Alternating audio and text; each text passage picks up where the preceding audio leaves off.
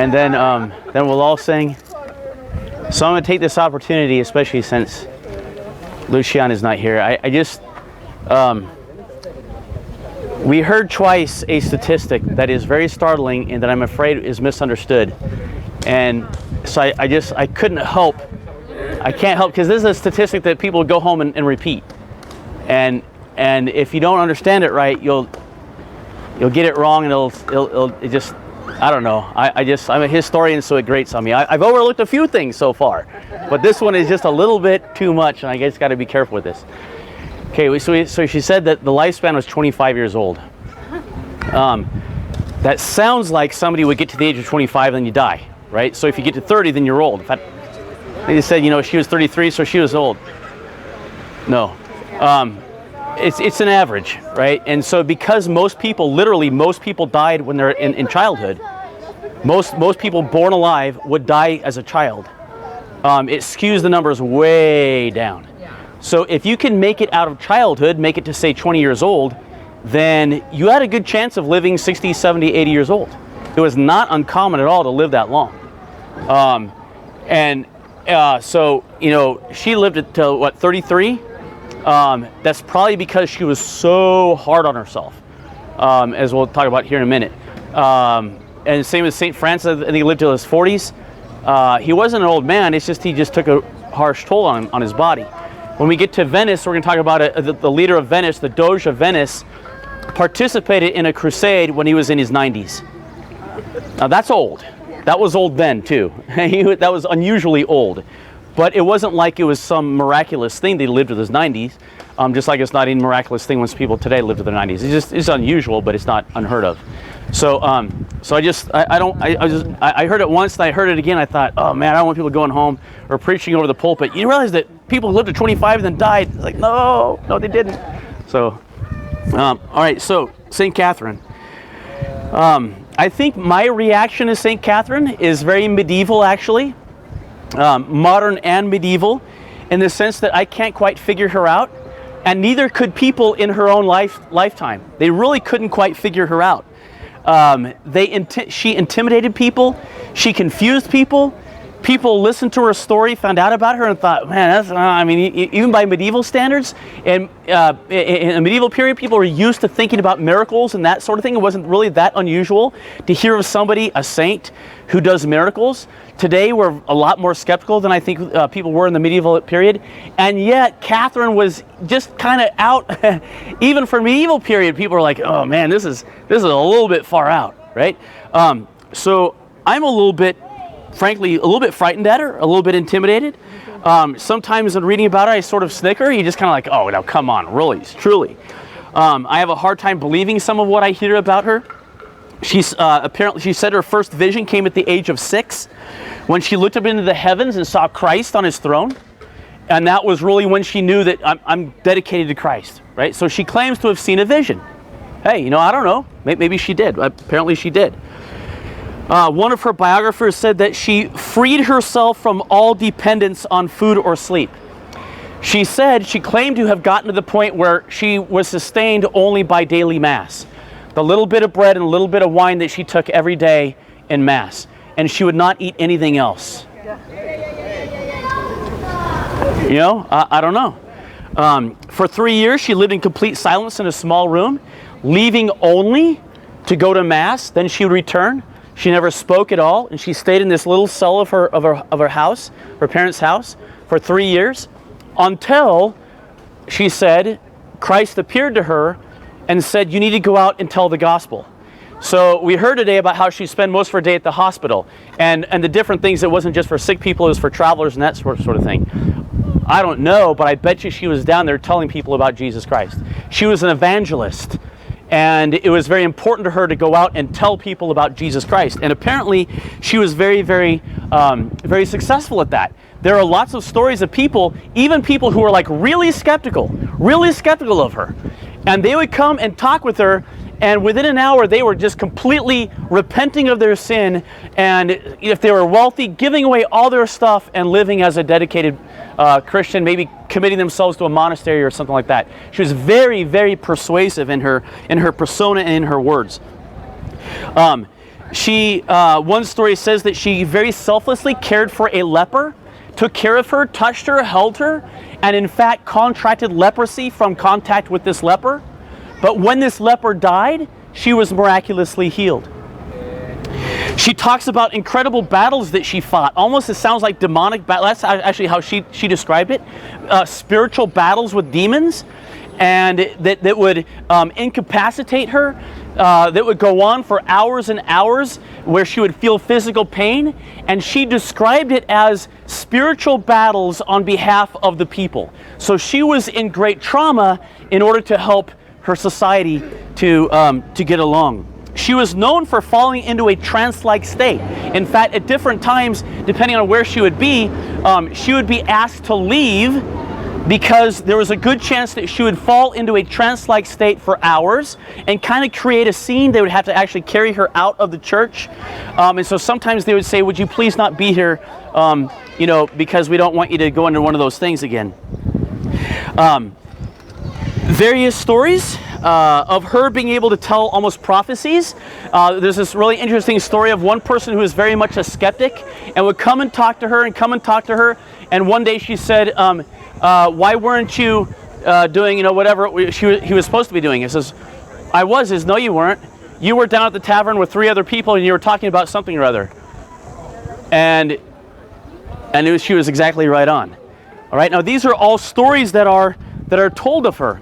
Actually, okay, my favorite story as a teacher, one of my favorite stories, is that she actually, as we heard today, she was not taught to read in a normal way. She didn't go to school, but she actually, she said that she learned to read all of a sudden in one of her visions of Jesus Christ. That Jesus Christ miraculously gave her the ability to read all of a sudden. She didn't have to study it. She just all of a sudden knew how to read and write. And from that point on, she could just write.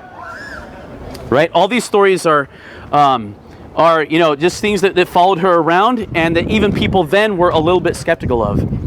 According to her, she received this stigmata, which apparently was only visible after she died. And I'm going to read you, this is the story of her stigmata. This is how saints might receive a stigmata.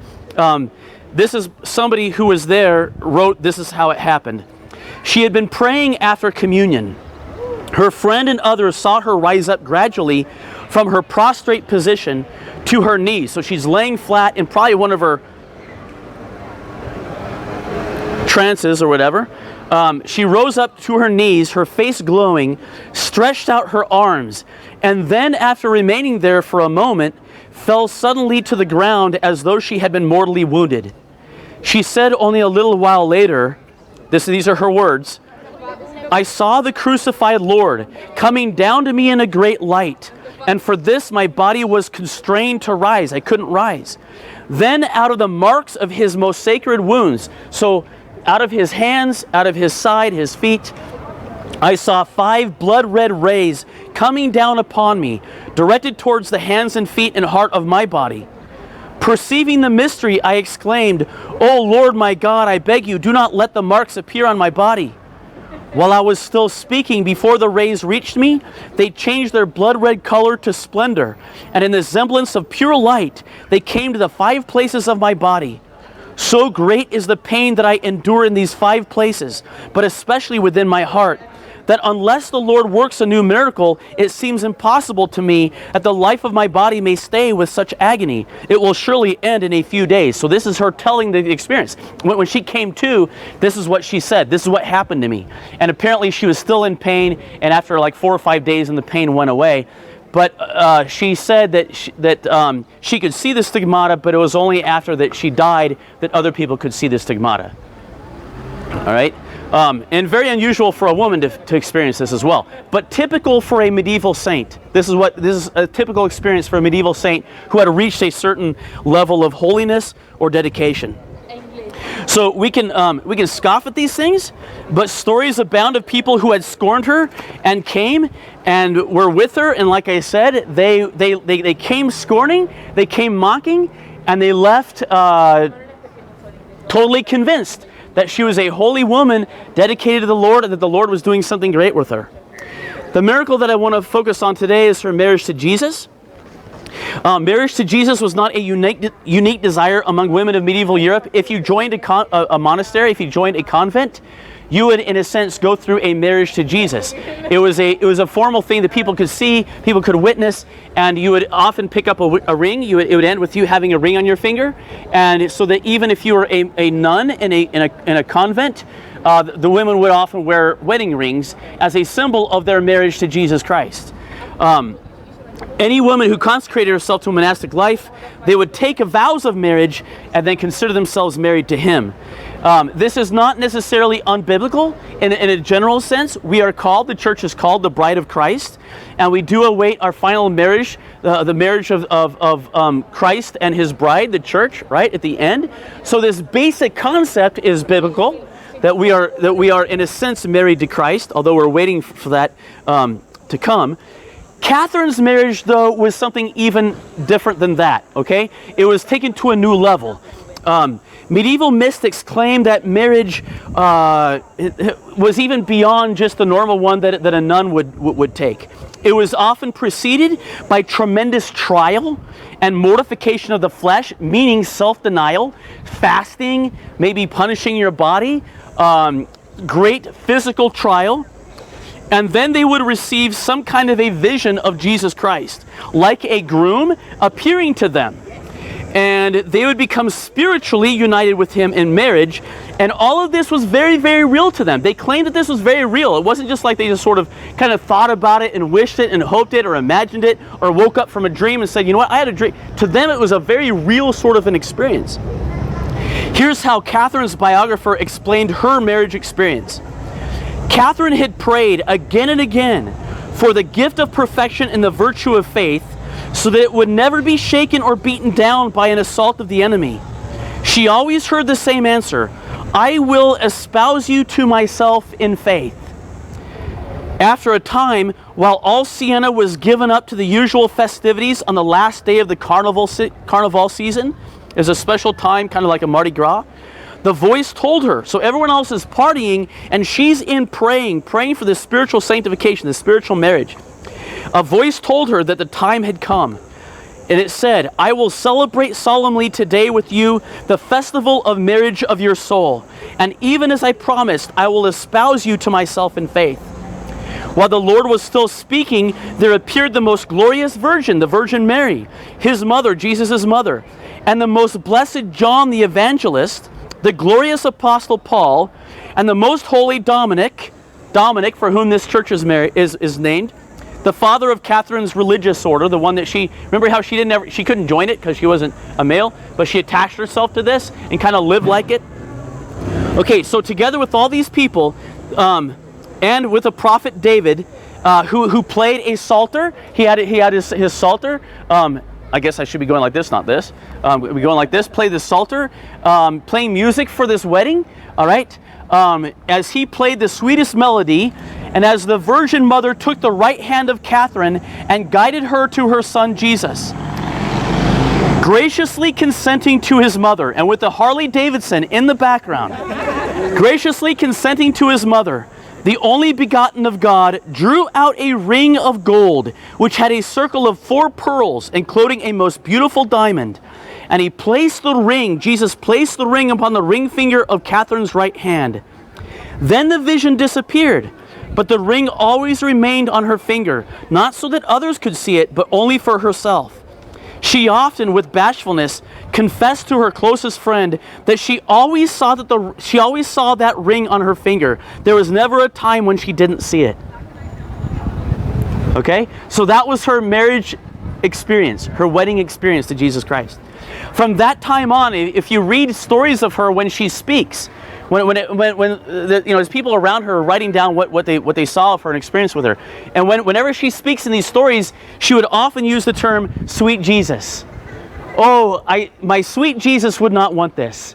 All right, she would always speak of my sweet Jesus with the affection of a bride for her groom.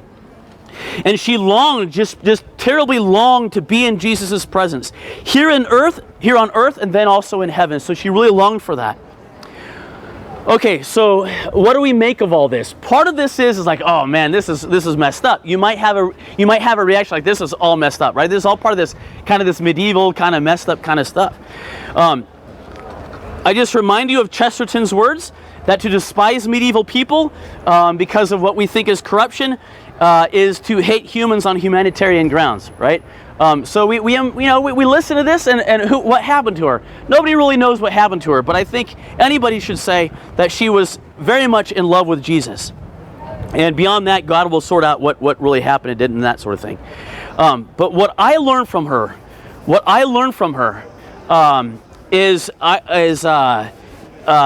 to me, it's a great challenge to my very American individualistic tendencies. Catherine had, from a very young age, declared that she would never marry. She said when she was just a little girl, she would never marry. And this was like saying to your parents, it was almost like disowning your parents. Because for a woman to get married was a way for the family to increase their social status. It was a way to increase their family fortune. Okay, so especially somebody like her, who was apparently fairly beautiful of countenance and a very sweet person, a very kind person, for her to deny marriage was a real blow, is a real poke in the eye to her parents. And her parents had a really hard time with this, and tried desperately to get her to be willing to marry. If you went into the hospital museum, how many of you went into the hospital museum this afternoon? What's that? That's why you're late? Okay, did you see the bones, by the way? Oh, okay. So did you see the room? I know you did, because I saw you in there. Did you see the room with the frescoes of what went on in the hospital? People being fed and that sort of thing. Did you notice in the caption one of them described a girl getting married? Did you see that? Did you notice that? It's on your picture. If you took pictures of it, go back and look at it. One of the things that the hospital did. No, it was if you walk in the door, there's like three or four paintings to your left. If you walk along that wall, it was the first one that you would see, and it shows wet nurses. All right, wet nurses were, if a baby was born and the mom didn't want the baby, they would leave it at the hospital, and then they would actually hire women to nurse those babies, and they would get paid. If you go all the way down to the end, the last mural, the last picture was these wet nurses getting paid. So the guy kind of looked like he was putting a ring on it? Yeah, that was her. So that was a girl who had probably been left there. She grew up, and at some point when she grew up, when she was of marriageable age, they would marry her off. And it was important to do that for a number of different reasons. It's important for a lot of different reasons. But one reason is then she's no longer a burden on society, right? She has a man to take care of her, all right? And so they're marrying these girls off. You get to a certain age and they marry you off, right? That was just the expected thing. And I say that just to point out that when Catherine said, no, I'm marrying Christ, this was a hard thing for parents and other people to accept. And you think in this very Catholic medieval society, this would be like, whoa, this is a big deal, right? My daughter's committing herself to going and being a nun. What a holy woman. Well, our daughter is going off to Japan as a missionary, and part of it is like, oh, what a wonderful thing, she's going to be a missionary. But, like 95% of it is like, you're kidding me. You're leaving Illinois? You're leaving mom and dad. You know what I mean? It's a hard thing, right? And so she dedicates herself to this. Her parents don't like it and tries to get her to stop, to get married. There's a really interesting story behind this, but she finally she insisted so insistently that her family desisted in their insistence and let her be single. All right, so her family finally just gave up and said, all right, whatever, go join your, do your thing. Okay, because of that, and because she became very political, we heard about that today, where she's writing popes and actually writing queens and kings. She would write letters to kings and queens and say, you are sinning, you should stop fighting, you should listen to what the Pope says, right? And she's very, very, very bold, and apparently these leaders actually listen to her.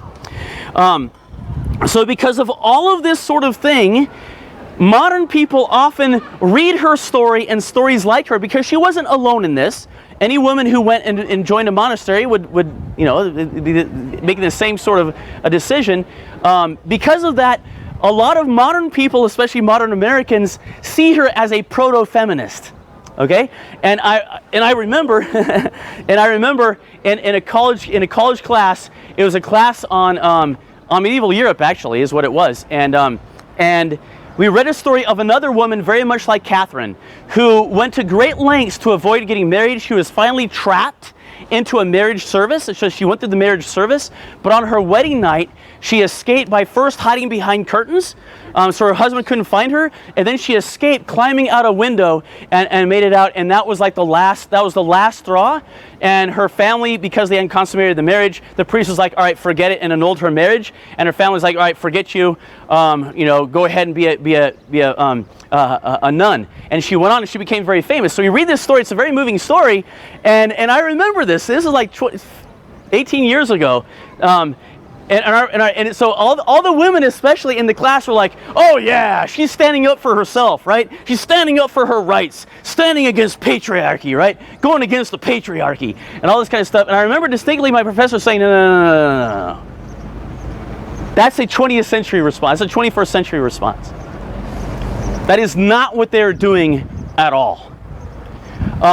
They were not doing some sort of Disney princess move, 800 years ago, where they're, thumbing their nose at society and, letting it go, right? Let it go, whatever. They were actually committing themselves in service to Jesus Christ. The feminist movement in the past century, like all American movements, is intensely, deliberately individualistic, right? Very individualistic. It's me standing up for myself. Right? Don't anybody tell me what I can't do, right? That's not fair. I got my rights. We're very rights-based, right? So we go back and we read this and we interpret it in a very individualistic American way. That wasn't what she was doing at all. She was profoundly devoting herself to Jesus Christ. If you have your Bibles open to 1 Peter chapter 2. 1 Peter chapter 2. And I'm going to read from verse 9. 1 Peter chapter 2 from verse 9.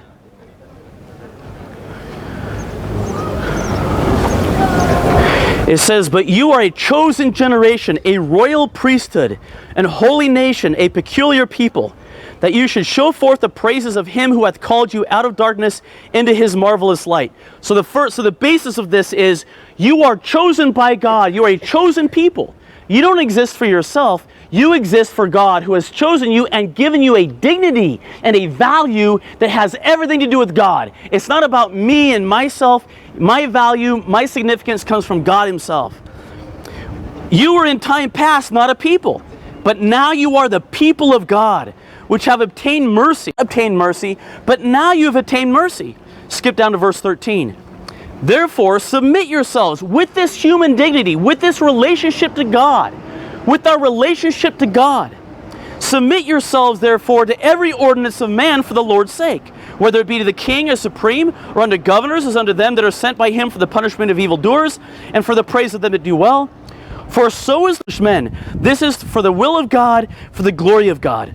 As free, and not using your liberty for a cloak of maliciousness, as the servants of God. We are free in Jesus. We are truly free in Jesus, with a dignity from Jesus. But we use it for God's pleasure. Then he says, honor all men, love the brotherhood, fear God, honor the king. Then he says this, servants, that's a King James version for slaves. Slaves, be subject to your masters with all fear, not only to the good and gentle, but also to the froward. For this is thankworthy if a man for conscience toward God endure grief, suffering wrongfully. Verse 21, for even hereunto were ye called, because Christ also suffered for us, leaving us an example, that we should follow his steps, who did no sin, neither was guile found in his mouth. Who when he was reviled not again, when he suffered, he threatened not, but committed himself to him that judgeth righteously. Who his own self bare our sins in his own body on the tree, that we, being dead to sins, should live unto righteousness, by whose stripes ye were healed. For ye were as sheep going astray, but now return unto the shepherd and bishop of your souls. All right, so what a huge difference between that world and our own habit of thinking, isn't it? This is not, Peter challenges us, and I think Catherine challenges us to get away from the rights-based way of thinking that we are trained in America. But that's my right. But who are you to tell me something different? Right? Catherine's lesson, I think, is much like Peter's lesson. You're here for the glory of God. You get your value and the goodness of your life from God himself. Give it up.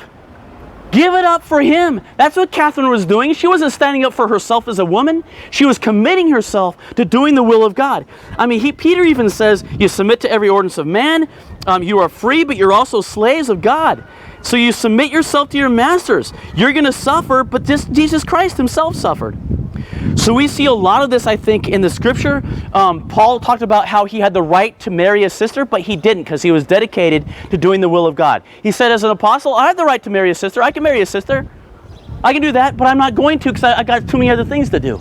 Right? He told one church, did you notice that I didn't charge you for my service? Did you notice that? Because I was getting money from somebody else. I could charge you. I could very easily charge you for being your minister, but I'm not. Because there's a higher purpose that I'm trying to serve.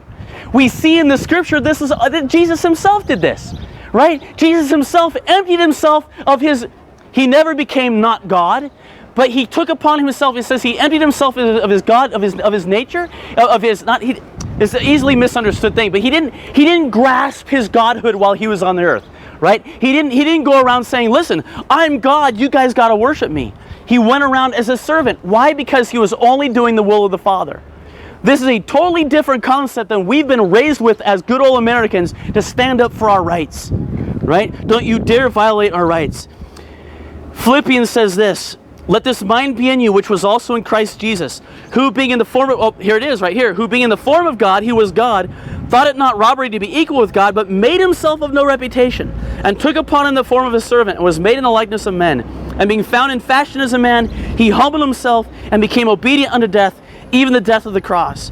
And we can say, well, that's not fair. And it wasn't fair. It wasn't fair that Jesus died on the cross for you and me. But the Bible doesn't teach us to worry about what's fair and what isn't. The Bible teaches us to give it all up for Jesus Christ. So I'm struck by this. And I don't know what to make of all these other things. About her healing people, about her, I don't know what to make of all that. But I am challenged in this regard. When I read Catherine's story, I'm sitting there thinking, hey, she gave everything up for Jesus Christ. That was her purpose, to give everything up for Jesus Christ. Just like St. Francis and others. Maybe she was OCD, maybe she was anorexic. I really wonder about that. Maybe she was anorexic. I don't know. But if she was, it wasn't about self-control. It was about all-out, total dedication to knowing Jesus, knowing Jesus, knowing Jesus, knowing Jesus. And that is a challenge to me as an American. I think very appropriate as an American. So why don't we take a few minutes and then somebody offer a prayer.